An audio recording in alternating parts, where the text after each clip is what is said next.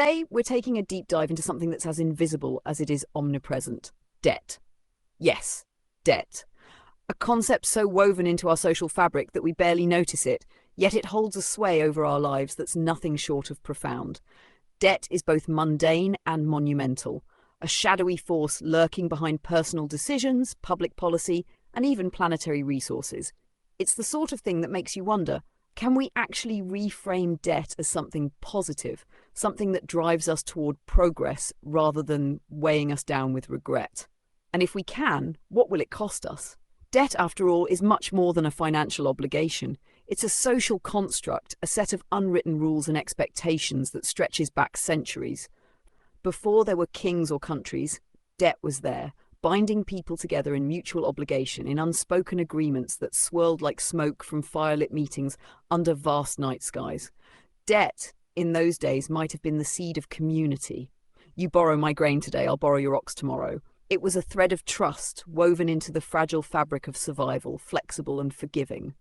Debt shifted from this binding cord to an unforgiving chain as society evolved from bartering to banking, from village promises to vast, unyielding empires of finance. But in the age of digital capitalism, this spectre has evolved.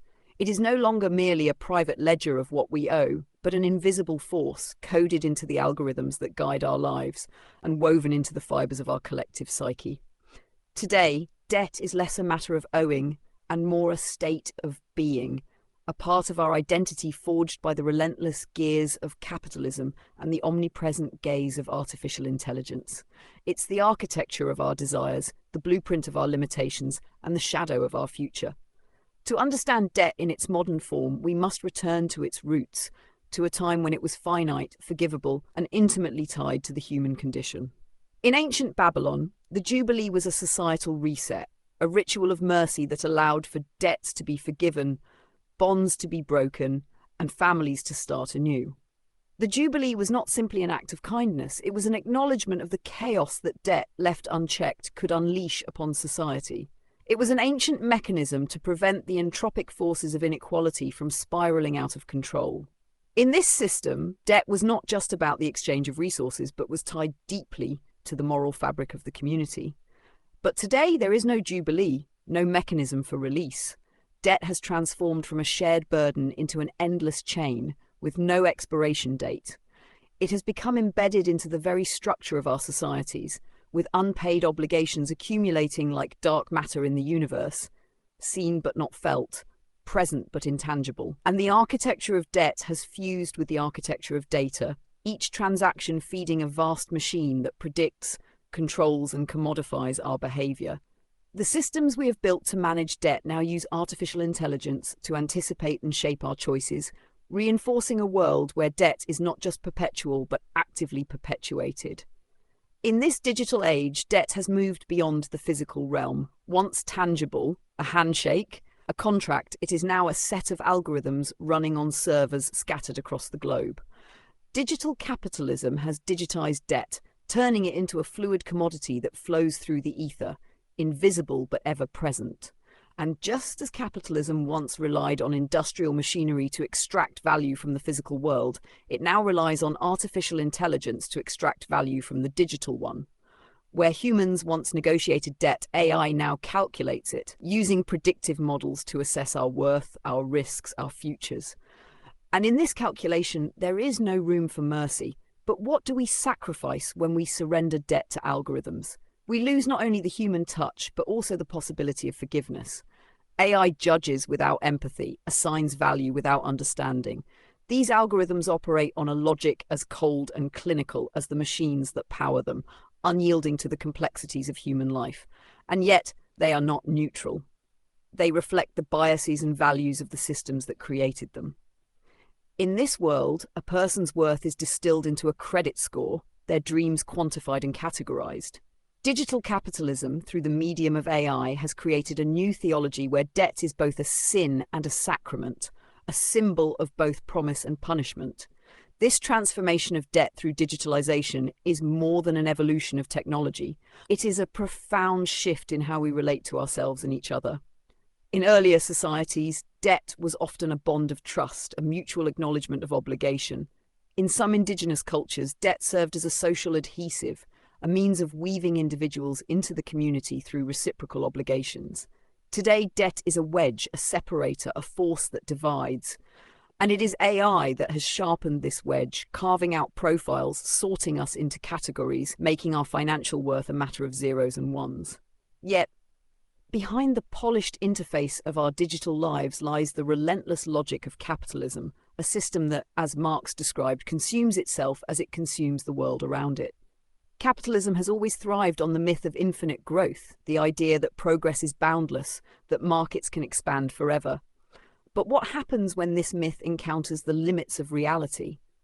Debt is capitalism's answer to scarcity, a way to defer the reckoning, to push off today's costs onto tomorrow's generations. Debt allows capitalism to ignore the finite nature of the world, to pretend that resources can be conjured from thin air. Now, capitalism has enlisted digitalization as an accomplice in this illusion. Digital platforms have created a new market for debt, a system where loans are instant, credit is available with a tap, and transactions are seamless. But behind the frictionless facade, the terms have only grown more complex, more impenetrable, more binding. It is a kind of simulacrum, to borrow from Baudrillard, a hyper-real system where the symbols of wealth and freedom obscure the reality of servitude. We are not borrowing from a tangible future, but from a digital abstraction, an algorithmic projection of what might be. In this hyperreal world, debt is marketed as empowerment, an opportunity to unlock the freedom we are told we deserve. AI offers tailored loans and personalized credit limits, inviting us to indulge in the illusion of choice. And here lies the paradox. Digital capitalism presents debt as freedom, even as it deepens our bondage. We are sold the idea that debt enables autonomy, that by leveraging our financial future, we can secure our present. But autonomy becomes a hollow concept when our choices are so precisely predicted and our lives so thoroughly mapped. But perhaps the most profound debt is one that cannot be quantified, one that lies beyond the realm of financial transactions. This is the ecological debt, a silent accumulation that grows with every passing day. As we burn fossil fuels, deforest land, and pollute oceans, we are borrowing from the earth itself, drawing down resources as though they were limitless. Digital capitalism, with its vast server farms, its insatiable hunger for energy, and its reliance on finite resources, compounds this debt. Every click, every transaction, every byte of data is a withdrawal from an account we may never be able to replenish. Capitalism, in its digital form, feeds on this ecological debt, ignoring the limits of the physical world. The ecological debt is invisible, embedded within the processes that keep our digital world humming. The rare earth metals mined for our devices, the water used to cool our servers, the fossil fuels burned to keep the grid online. All of these are part of a debt that capitalism refuses to acknowledge. And like financial debt, ecological debt is also passed down, a burden that future generations will inherit without having had a say in its accumulation. The digital world offers us a mirror reflecting not only our desires but our deepest contradictions. We see the promises of AI, the convenience of instant access, the allure of limitless choice. But behind this facade, we also see the price we pay. Our data commodified, our autonomy eroded, our planet diminished. AI and digital capitalism have created a world where debt is not just something we carry, but something we are, where our worth is measured by our capacity to consume and our ability to repay. In this world, we are both debtor and collateral, bound not only by financial obligations, but by the ecological chains we have forged. And yet, digitalization holds a dual promise. While it has been wielded as a tool of profit and control, it also holds the potential to dismantle the very systems it supports. Imagine a world where AI is not a means of extracting value, but a tool for redistributing it, where digital platforms are not owned by corporations, but by communities. Public banking, universal basic income, and cooperative economies can be reimagined in a digital age, using technology to create a network of mutual aid rather than a system of exploitation. This vision is not merely idealistic, it is grounded in the possibilities that technology offers. If we choose to, we could use AI to allocate resources based on need rather than profit, to build systems that prioritize sustainability over consumption. This would require us to rethink our relationship with debt, but to redefine it not as a personal failing, but as a collective responsibility. In a digital age, we could redefine debt as a form of communal investment, a way of building solidarity rather than enforcing separation. Debt could become a tool for social cohesion, a means of linking our fates together in a shared project of survival. AI reminds us that the past never truly fades. In England, the Enclosure Acts of the late 1700s to mid-1800s marked a transformation that tore people from their land, fencing off shared pastures into private property. The once open fields where neighbours' lives intertwined became symbols of isolation, leaving small farmers adrift in cities swelling with soot and despair. There, the poor law's workhouses awaited, a grim, mechanical mercy where the impoverished were reduced to shadows, their suffering deemed their due, their labour their penance. The Industrial Revolution from 1760 to 1840 deepened this alienation, replacing hands with machines, bodies with cogs. Individuals became units, traded for productivity as human connection faded beneath the hum of the factory. Now, as AI creeps across industries, history echoes back.